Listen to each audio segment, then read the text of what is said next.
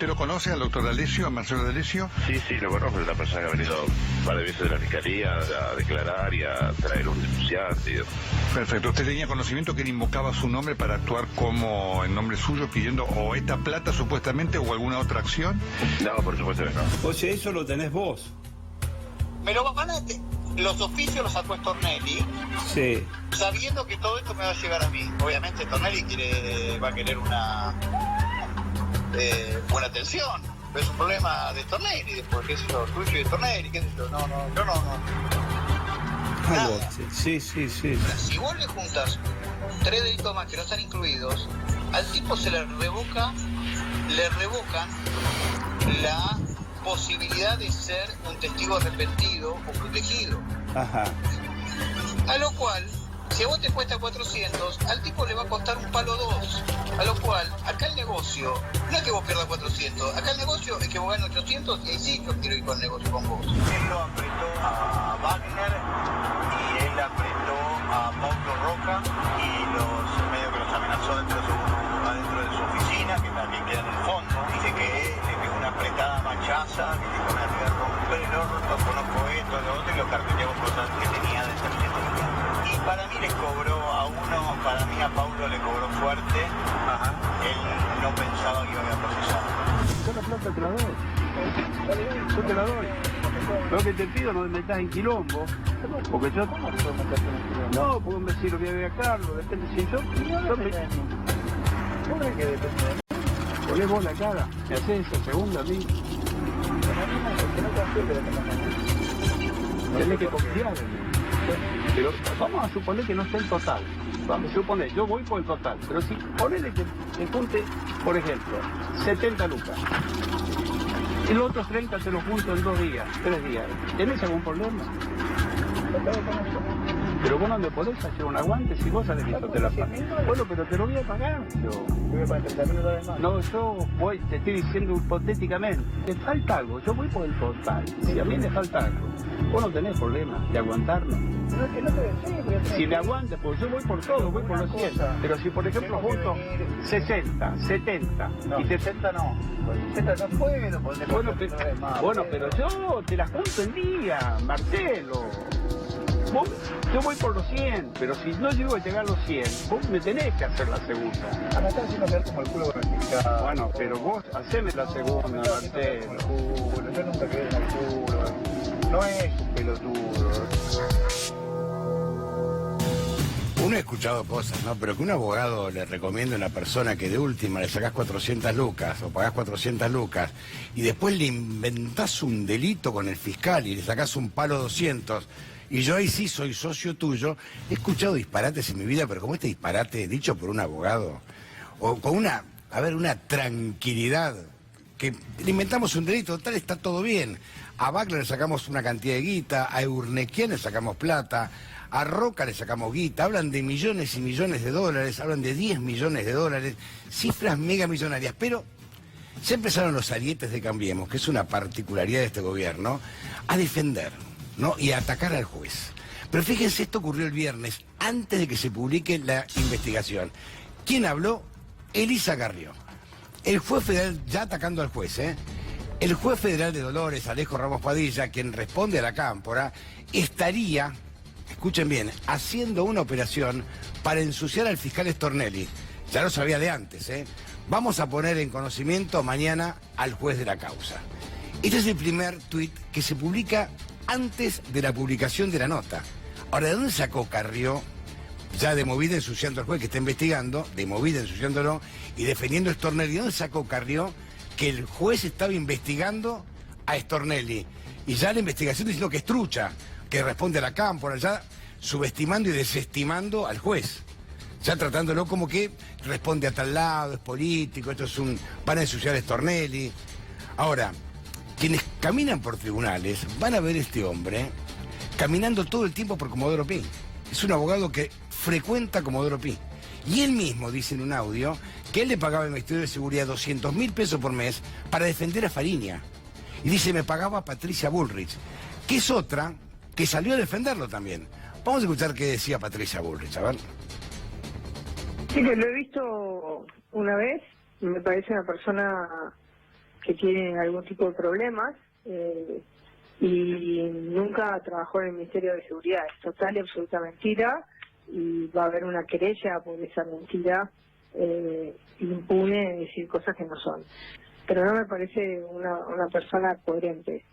No me parece una persona coherente. No sé si es experto, no lo parece. No lo parece. No puedo hablar de una denuncia que hizo un empresario sobre una persona que desde mi punto de vista tiene problemas, que no es coherente.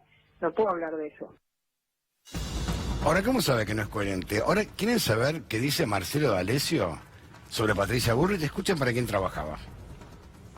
Fariña lo terminé defendiendo, y yo a Fariña lo terminé sacando, Sí. después que hizo todas las maldades que hizo, yo Sí. a Fariña lo terminé representando y me terminó pagando a mí el ministerio de Patricia.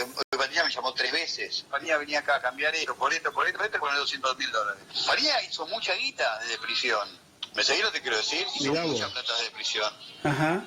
Y después lo mandó al frente de masacre. Además, este señor es el sobrino del escribano general de la Nación. Lo dice él también. Digitalizar cada hoja, estás hablando de 1.200 hojas, los cuadernitos Gloria, esto y lo otro, la digitalizaron a cada hoja con un escribano presente que lo designó mi tío, Carlos D'Alessio, que es el escribano general de la Nación. ¿Se escribe como? Pero no del diario de la Nación, de la Nación. Es el escribano general del presidente de la Nación, el escribano D'Alessio, que fue presidente del escribano de la capital federal. Mirá si tiene chapa D'Alessio, ¿eh? Bueno, vamos a repasar en placas, a ver a este señor, a Marcelo D'Alessio. ¿Quién es Marcelo D'Alessio? Sobrino del escribano general de la Nación, Carlos Marcelo D'Alessio. Fue abogado de Leonardo Fariña. Él mismo se jactó de cobrar 200.000 pesos al mes del Ministerio de Seguridad de Patricia Bullrich por ese trabajo. Se presenta como funcionario de la DEA. A ver, más que James Bond, es más parecido a Maxwell Smart, ¿no? Convengamos. Yo no conozco muchos funcionarios de la DEA que se presenten como yo investigo para la DEA. Él se presenta como un gran investigador. Ahora sí, Marcelo D'Alessio es una persona que recorre los pasillos de Comodoro Pi habitualmente, un abogado que siempre estaba por allí, pero no solamente lo defendió Patricia Bullrich, Elisa Carrió, que ya denuncia una operación, sino Pablo Tonelli. Escúchenlo, del Consejo de la Magistratura. La verdad es que me parece bastante rara la denuncia contra el fiscal de Stornelli. No me resulta creíble. Por los detalles que han trascendido no me resulta creíble.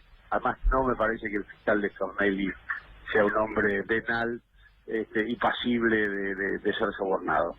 En base al conocimiento personal que tengo de él, me parece que es una persona decente y honesta y no me parece que sea posible que esté involucrado en un cohecho como el denunciado. Por más que a mí o a cualquiera nos parezca que la denuncia es disparate, igual hay que investigarla. Nosotros no tenemos nada que ver en el caso. Es gracioso el argumento, ¿no? Patético, si se quiere, ¿no? Yo lo conozco y sé que es una persona honesta. Yo lo conozco, sí, yo lo conozco. No lo veo venal. Que es una persona... O sea, todo el tiempo es descalificar a un que está investigando y a la vez defender a un fiscal que tiene el soporte más importante político que tiene el gobierno, que es la causa de los cuadernos, de la fotocopia de los cuadernos. Y se lo defiende a cualquier costo. Ahora, quien va a investigar esta denuncia, que es el juez Ramos Padilla, ya comenzaron a denostarlo desde el viernes, antes de la publicación. Realmente un hecho que es... La verdad es, si es... A ver, Marcelo D'Alessio estaba extorsionando a una persona en nombre de un fiscal. Él se juntó en el balneario con el fiscal y de hecho fue a dar una vuelta en la camioneta de él con el fiscal. O sea, hay un conocimiento de Marcelo D'Alessio con el fiscal Stornelli. Si habló en nombre del fiscal o no, o es un hecho que es un sacado, que a él se le ocurre mencionar a Stornelli para él sacarse chapa y sacar plata, pero ¿para qué se juntó en el balneario con el fiscal? ¿Para qué no llamó el fiscal? Y hay, en la investigación, hay cruces de llamadas entre Stornelli y D'Alessio. Fernando Alonso, cambiamos de tema. Ya seguimos con el tema, ¿eh? Porque hoy fue un día muy caliente con el dólar. 39.09 cerró, pero estuvo más alto, estuvo orillando los 40. Y esto tiene que ver con una medida que tomó el viernes el Banco Central, que le limita la timba financiera a los bancos. O sea que los bancos antes tomaban líneas de crédito del exterior, la convertían en pesos, la ponían en la LELIQ y aprovechaban la tasa. El Banco Central les cerró esa canilla. Entonces empezaron a traer dinero por afuera del sistema, lo pasaban por la bolsa, lo convertían en pesos, lo colocaban a tasa de LELIQ y estaban haciendo esta gran diferencia. El viernes el Banco Central también cerró esa canilla y hoy los bancos empezaron a recuperar esos dólares que habían puesto. Por eso se disparó el minorista y se disparó también el mayorista. Así que hubo un pique, después bajó el dólar, terminó cerrando ahí, incluso el mayorista terminó abajo de la línea de intervención del Banco Central, lo que hace que todavía el Banco Central tenga que estar ahí manejando si va a comprar o no en el resto de la semana. El FMI, siempre lo decimos, el FMI quiere un dólar más caro, no quiere un dólar en el piso, quiere un dólar en el techo de la banda. Veremos qué negocian esta semana con el FMI y si logran o no hacerlo subir como lo quiere el Fondo Monetario, Antonio. ¿Vos hablas de la deuda? O sea que hablas del fondo, hablamos de la deuda. Bueno, la deuda de la Argentina, pues es que a fin de año, con los nuevos valores del PBI, llegó a 95% del PBI el tamaño de la deuda argentina. ¿Y adivina qué? ¿Qué? Lideramos un ranking. ¿En serio? ¿Qué ranking? A ver, mostrame.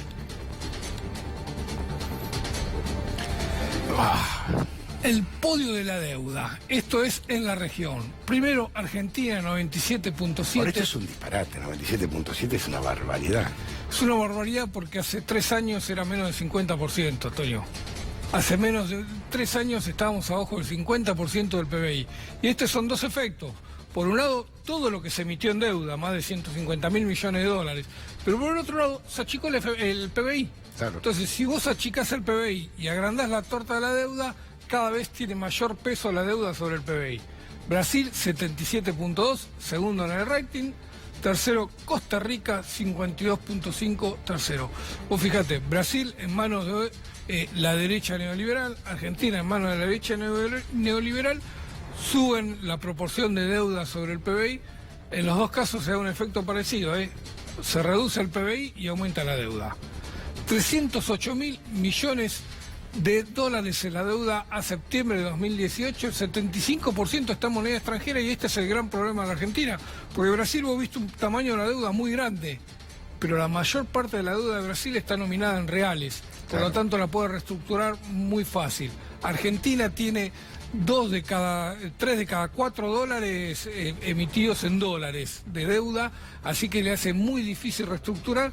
Y no solo eso, sino que cuando te agarra una devaluación como la que pasó el año pasado, el peso de la deuda crece mucho, el peso de los intereses que hay que pagar crece mucho porque es todo en dólares.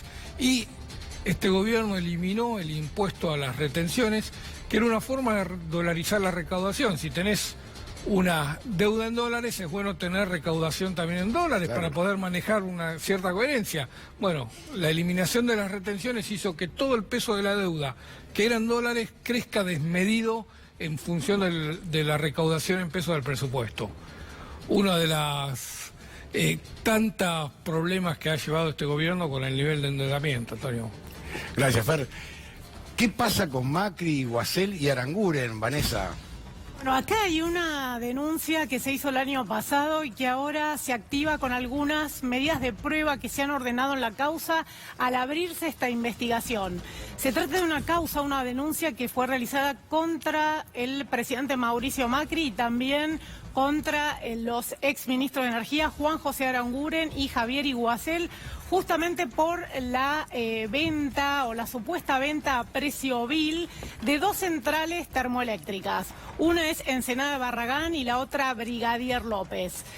Acá la denuncia habla directamente de graves irregularidades en la licitación que se hicieron de estas 2 centrales termoeléctricas y es una causa que está en manos del juez Daniel Rafecas y el fiscal Gerardo Policita, quien impulsó y quien ordenó abrir la investigación con una serie de medidas de prueba. Hay muchos números en danza, se habla de graves irregularidades, de la venta a un precio muy inferior al precio de mercado. Esto es algo que amerita investigación. De hecho, hay un fiscal que en vez de cerrar la causa como suelen a veces hacerse en estos casos, propicia la apertura de la misma. ¿No? También está el primo, Ángelo.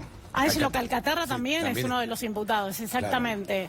Claro. Acá, bueno, se propiciaron medidas de prueba, se están haciendo, recién comienza porque es una denuncia que se hizo muy poco antes de la feria judicial y ahora el juez Rafecas se tomó unos días de licencia, vuelve el 23 de febrero, así que atención con esta causa que seguramente va a avanzar fuertemente ahora en la segunda mitad de febrero, principios de marzo. Del Acua, Mario del Acua. Sí, hay varios imputados. Hay personas, bueno, que trabajaron en la ex Enarsa que están imputadas, exactamente, y el empresario Ángelo Calcaterra, que era dueño de IEXA, el primo. Ángelo tiene cantidad. Bueno, Ángelo está acusado, es uno de los acusados de la causa de la que venimos hablando siempre, de la causa Cuadernos, exactamente. Que es un arrepentido. Está en libertad, Ángelo fue uno de los exactamente. constructores de las centrales y no la terminó. Cuando cambió el gobierno, le hizo juicio al Estado y ganó 1.600 millones de pesos por una obra que no terminó. Por eso está dentro de esta. Y las 12 centrales, hoy se conoció... no la terminó y lo indemnizamos. Hoy se conoció que las 2 centrales, por lo menos la mejor oferta fue la del grupo de Caputo. Así que... El amigo de Macri. El amigo de Macri, el grupo, parecía que se quedaba, por lo menos hizo las 2 ofertas. En una de las centrales fue la única oferta, en la otra compitió con YPF, que YPF ofreció el piso del pliego, estos ofrecieron un poquito más. Pero estaban mirando los números, cada central en un año recupera lo que es la inversión por la que le están vendiendo. No hay ninguna lógica comercial por la cual el Estado tenga que vender estas 2 centrales que construyó el Estado con plata del ANSES. Porque hay que recordar que se financiaron estas cosas. Y solamente indemnizó con la misma guita. Con la plata del Fondo de Sustentabilidad del ANSES y que parte de la venta tiene que volver ahí. Por lo tanto, es una operación compleja donde la justicia seguramente va a tener que mirar muy bien porque no solo están estafando al Estado vendiendo bienes a precio vil, sino a la caja de los jubilados. Nosotros queremos aclarar que todo el mundo sabe que hay operadores en la justicia. Si Marcelo D'Alessio quiso hacerse el Laramie, el Maxwell Smart, y empezó a contarlo para extorsionar, es un tema de él, hay que investigarlo a fondo. Como también esto, Pino, porque siempre se reclamó esto mismo, que se malvendían las empresas del Estado. Ya ha pasado casi un año desde que salió en el boletín oficial que por decreto el gobierno colocaba sujetas a privatización a 15 centrales eléctricas. ¿Cómo se da de grosera la operación que hasta incluyeron sujetas a privatización las 2 represas que se están construyendo o han empezado a construir en Santa Cruz? Ahora, todo eso, aunque les parezca una fantasía, tasaba el Ministerio de Energía, que evaluaba que eran activos con un valor de alrededor de $1.000 millones. 15. No, mira, hay que leer el boletín oficial, porque el peligro, esta gente es muy peligrosa.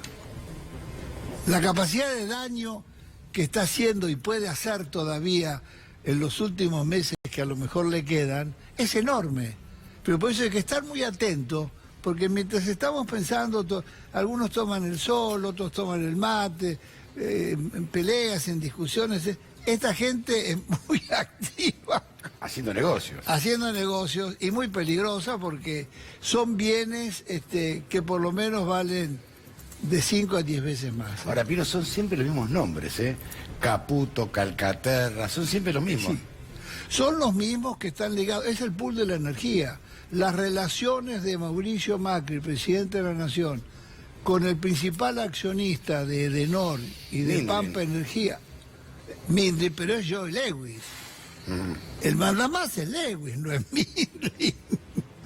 Entonces, fíjense ustedes que cuando asume Macri, lo primero que hace es ir a pasar los últimos días del año al lago escondido de Joe Lewis, que le envía su propio helicóptero. Son socios, no cabe duda que son socios. El bloqueo que hay en la justicia de la estafa de Lewis al Estado Nacional por haber comprado 11.000 hectáreas de tierras de frontera, violando la ley de tierras de fronteras que prohíbe a los extranjeros tomar tierras en fronteras. Eso se produjo en el año 96. Fue una operación fraudulenta porque Lewis las compra con una empresa argentina, pero que él tenía la mayoría accionaria. Eso se denunció en el año 16, en este gobierno. En octubre del 16 renuncia el Procurador General de la Nación, Carlos Balbín. Las razones, una de ellas es esta.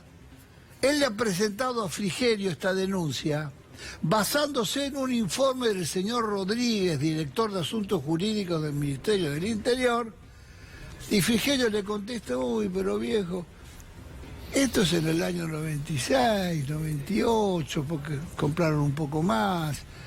Esta causa es muy vieja, está un Prescribió. Y Carlos Balbín presenta su renuncia.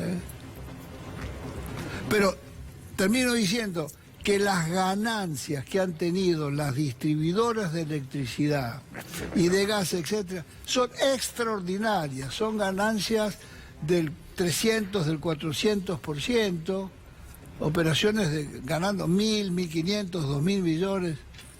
Hay que ver los balances de todas estas compañías donde están todos estos buenos muchachos. La banda de Durán es terrible. No, son muchachos muy voraces, Son tiburones de doble dentadura, Tiburón blanco. Por favor. Leopoldo, la denuncia contra Stornelli es gravísima y los tuits te ponen de manifiesto que algo sabían que esta denuncia iba a estar. Ahora, todo el mundo sabe, a ver, Vanessa, que cubre Comodoro Pi, yo he cubierto muchos años, todo el mundo sabe que hay operadores en Comodoro Pi que hablan en nombre de jueces y hay estudios jurídicos que son recomendados por los propios jueces en determinadas causas que son resonantes. Ahora, llama la atención que previo a la publicación de la nota ya estaba en Twitter. Ya estaba. Mirá, de todo este caso hay muchísimas cosas que asombran. Y por supuesto que indignan.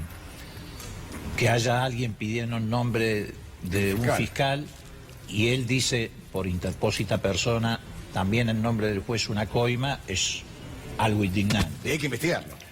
Pero lo indignante acá tiene que ver, en primer lugar, con la censura que han impuesto en los medios de comunicación a este tema. Solamente está acá en página 12.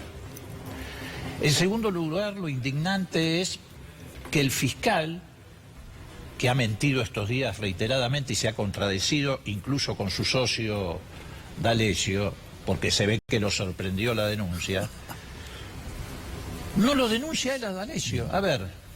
Por ejemplo. A ver, si un amigo tuyo o de cualquiera de nosotros te afana el auto y sale a robar, además de agarrarlo a trompada, ¿qué haces? Vas y lo denunciás, no vas a dejar como mínimo que esté robando con tu auto.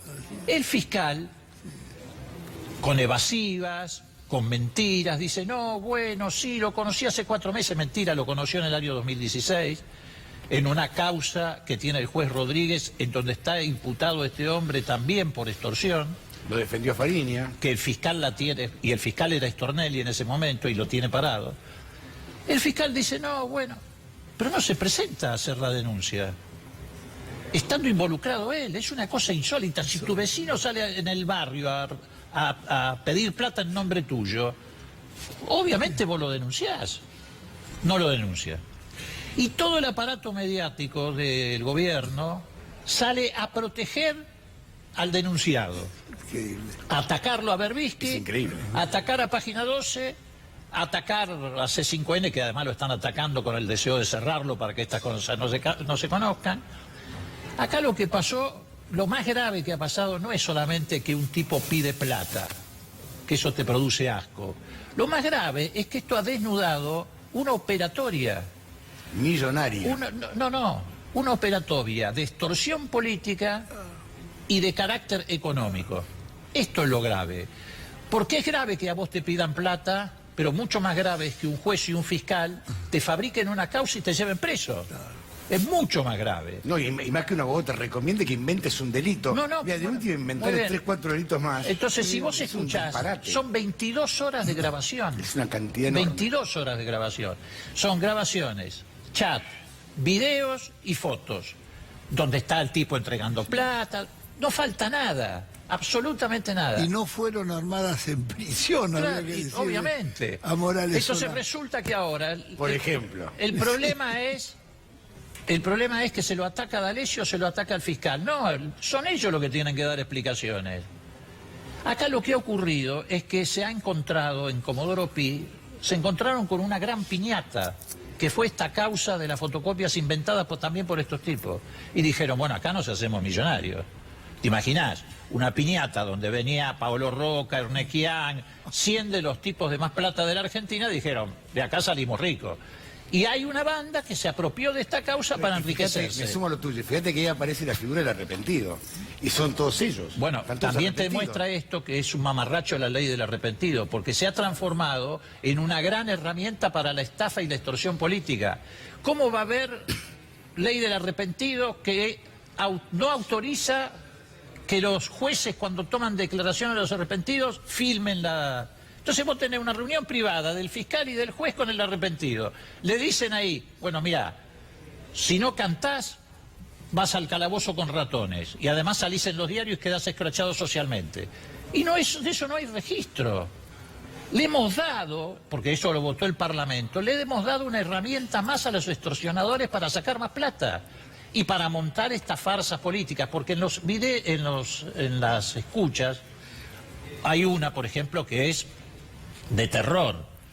La de La Plata. No, el fiscal le dice, dame merca, el fiscal Stornelli le escribe en un chat, dame merca que yo me ocupo. De entrada vos podés pensar que están hablando de droga. No, pues merca es información. Claro, yo soy... Somos periodistas, merca soy es objetivo con el fiscal, no era merca.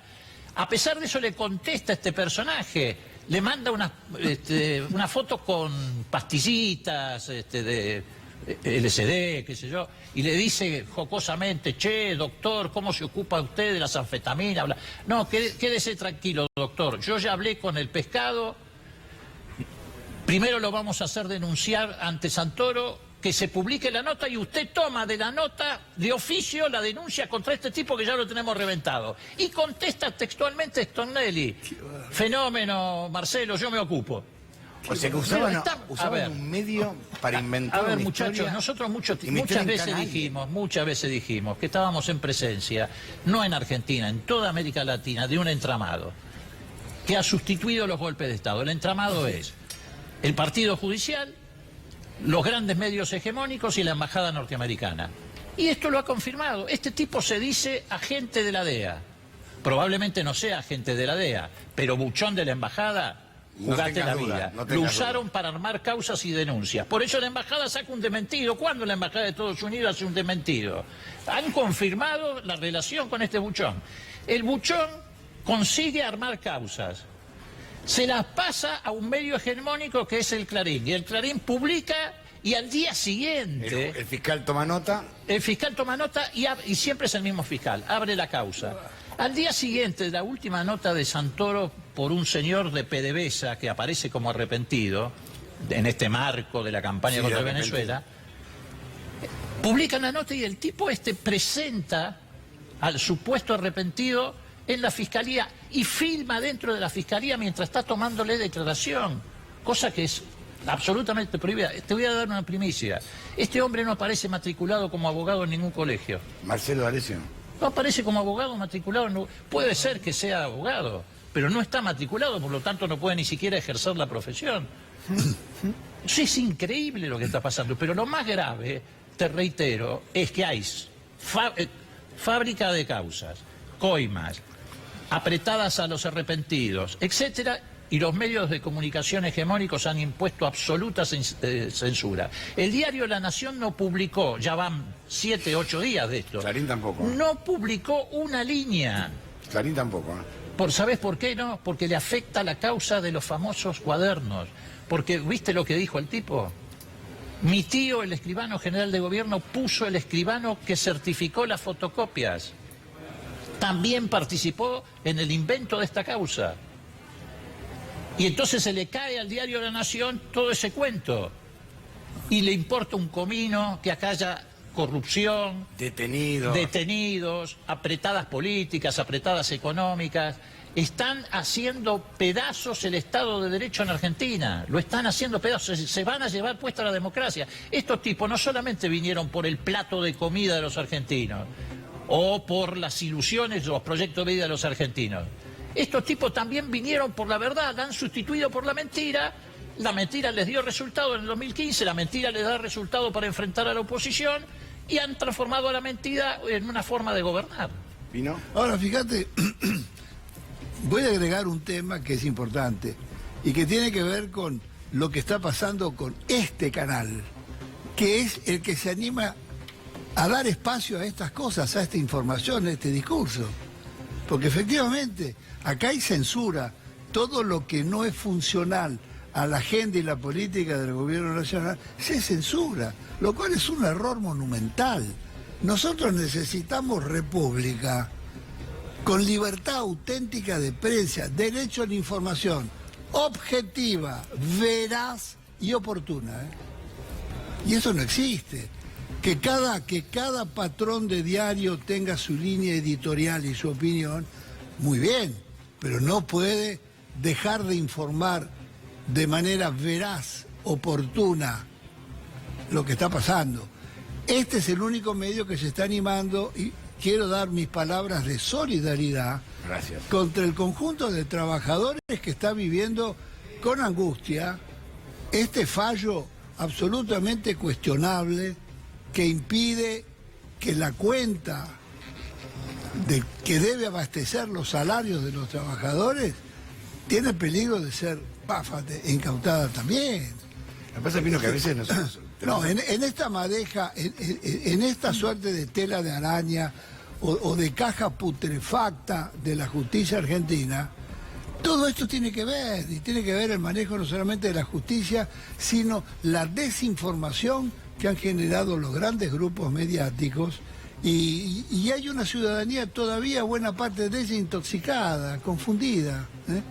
Entonces creo que va nuestra solidaridad y deberíamos hacer toda una acción para resguardar o blindar, si es posible, este canal. Acá, Pino, acá es cuando uno se da cuenta que la pauta oficial no puede ser considerada con fines comerciales y tiene que tener un fin redistributivo. La pauta oficial tiene que servir para sostener a medios críticos de la acción del gobierno. Supuesto. Tiene la misma función que una coparticipación. Si no se entiende que la pauta es la que tiene que garantizar la democracia, que, como describía Leopoldo, está permanentemente hackeada por estos movimientos, nos siguen vendiendo de que solo es una cuestión comercial todo, ¿no? Iván, llegó el FMI, nosotros decimos el virrey al que viene. Bueno, ¿hicimos los deberes o no hicimos los deberes?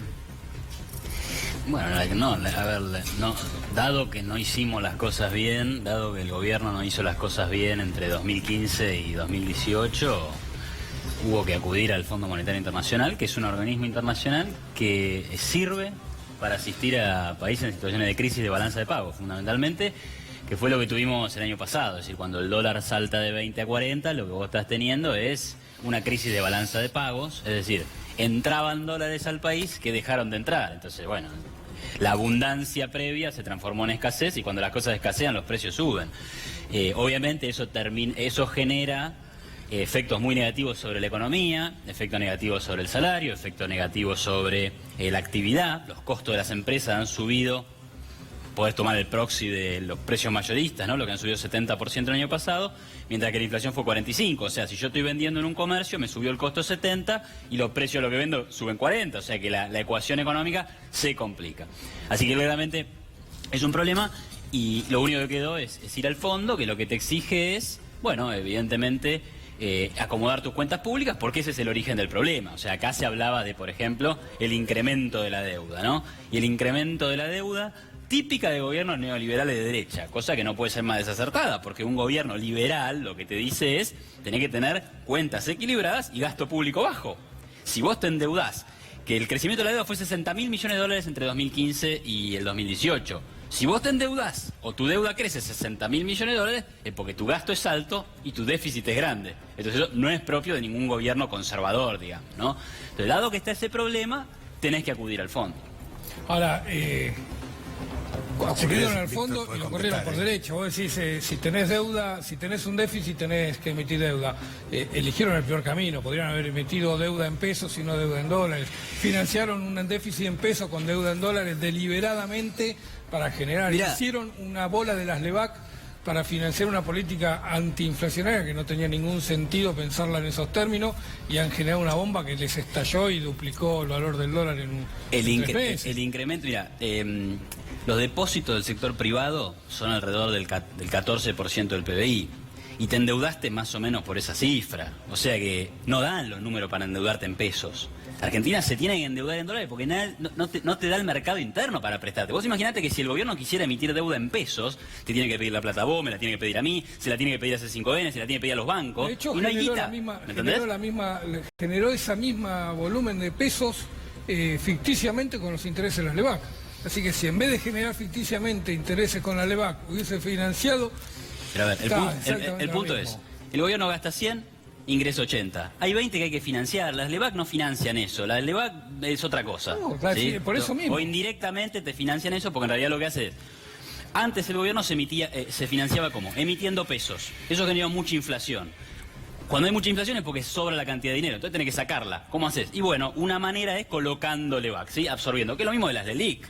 Hoy hay una bola de LELIC, hay una gran cantidad de LELIC. Después a Víctor que quiere... Perfecto. Hoy hay una gran cantidad de LELIC que la explicación que tienen es hay que sacar pesos de la calle o hay que evitar que sigan creciendo. Por eso tenés la LELIC. No, yo no... me parece que estamos discutiendo formas que ya vienen más o menos desde hace 2 años discutiéndose y la cosa no cambia. No se resuelve. Yo en principio, como opino, estando hoy acá, me parece que expresar la solidaridad con la angustia o con la situación de los trabajadores, que me parece que es clave. Y desde ese lugar pienso, ¿no? Cuando yo puedo entender números, me hablan, pero la práctica concreta, si vos lees las declaraciones juradas de todos los funcionarios públicos del gobierno de Macri, han crecido y se han vuelto más millonarios que cuando entraron. Que son declaraciones públicas, demás.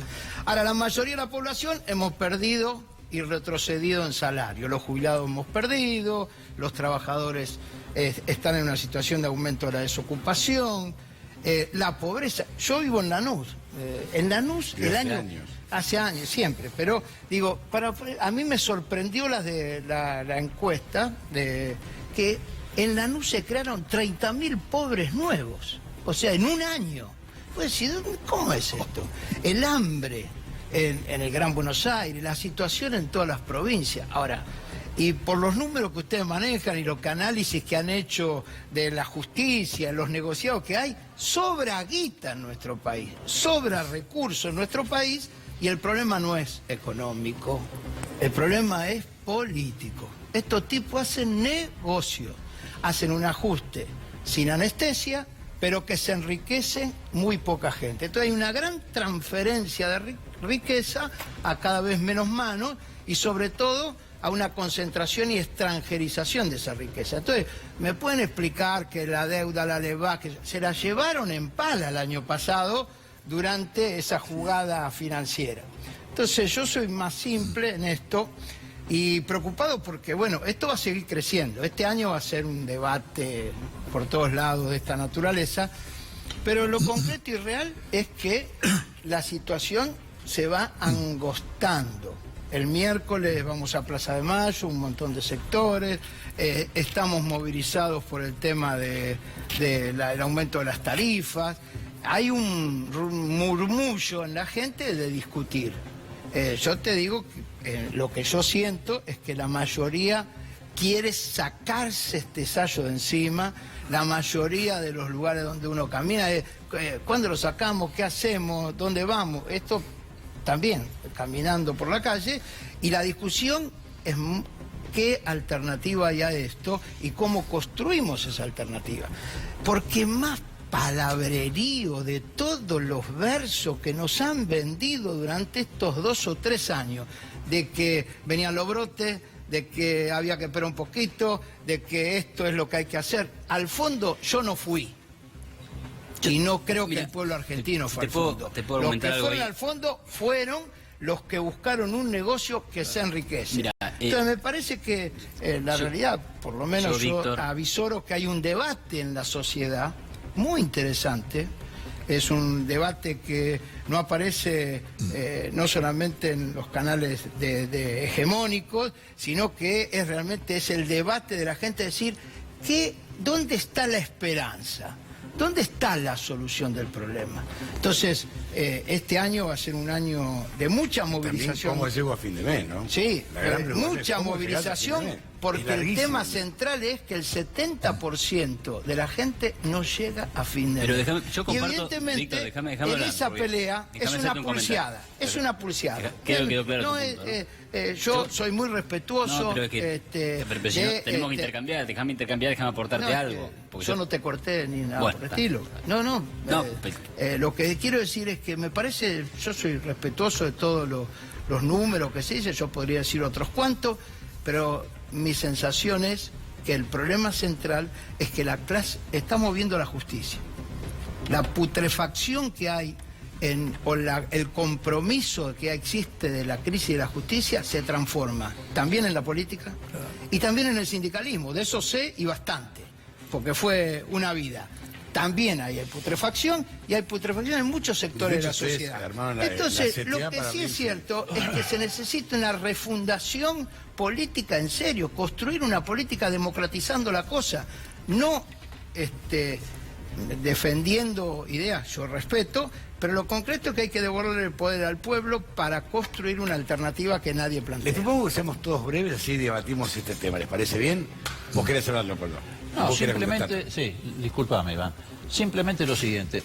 A ver, puede ser que el televidente esté observando un desarrollo del programa donde se habla de centrales eléctricas, solidaridad con C5N, el tema de la corrupción y la corruptela de la justicia, el armado de causa, la cuestión del Fondo Monetario, lo que plantea Víctor en relación a la pobreza y lo que está sucediendo en la Argentina. Y me parece que lo que hay que hacer es explicarle que en realidad está todo concatenado. Digamos, todo lo que está pasando no es que ocurre por separado. Si vos tenés una política económica de ajuste de esta naturaleza, ¿con qué la tenés que acompañar? La tenés que acompañar con censura, la tenés que acompañar con represión, la tenés que acompañar con esta nueva modalidad de persecución política que se ha transformado en económica porque hay impunidad. Es como en la época del proceso. Iban a buscar gente y la secuestraban. Y después los que secuestraban, de paso se llevaban los cuadros, se llevaban la plata de los secuestrados, la casa. Macera le hacía firmar a los empresarios secuestrados el traspaso de sus empresas. Esto también es consecuencia de la impunidad. Y todo esto tiene que ver con un plan económico originado, en este caso ya, o respaldado por el Fondo Monetario Internacional, que es insoportable para la sociedad argentina. Me parece que hay que unir todo tiene que ver con todo, no es que estamos hablando de temas separados. Es la lógica de un proyecto de país que no tiene nada que ver con las necesidades reales del pueblo argentino. Hacemos una pausa, deja de hacer una pausa, todo es una pausa. Hacemos un corte, ya venimos en 2 minutos, ¿eh?